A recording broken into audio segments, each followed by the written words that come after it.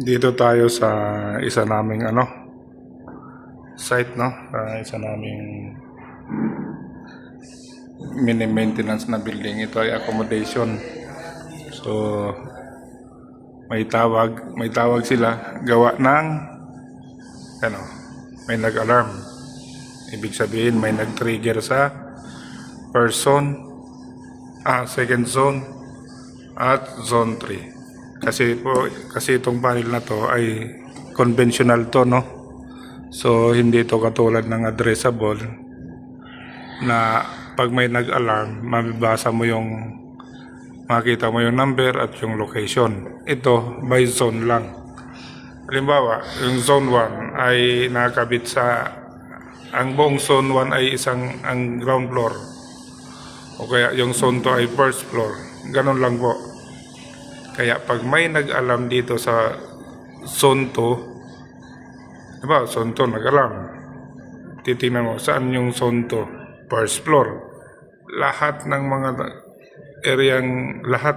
first floor, lahat ng kwarto dyan o kaya ng area dyan ay kailangan nating i-check kung saan yung nag-trigger na detector. Kasi wala siyang address.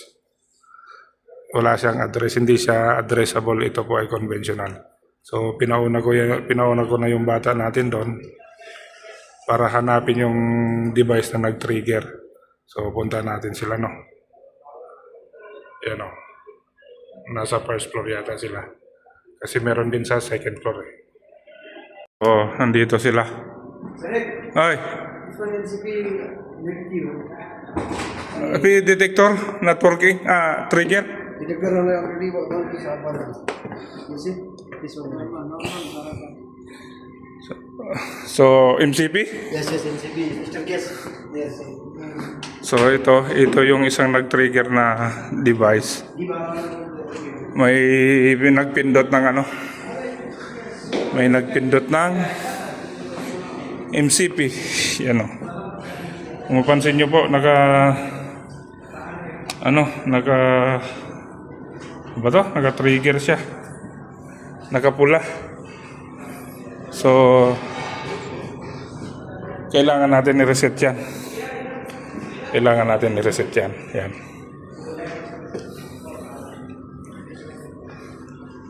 Tapos dalawang nag-alarm dito eh. Kaya yun, yung bata natin, yun, hinahanapan nila.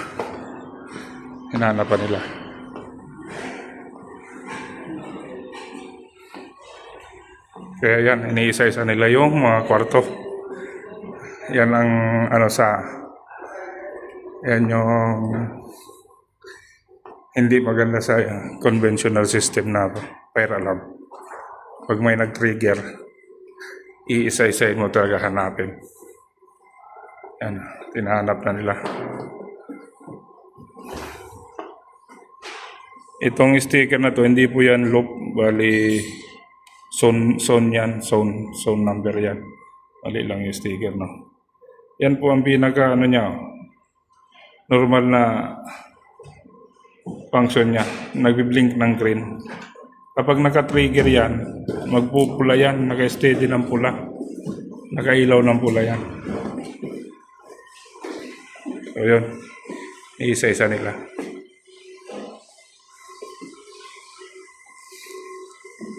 What happened? No?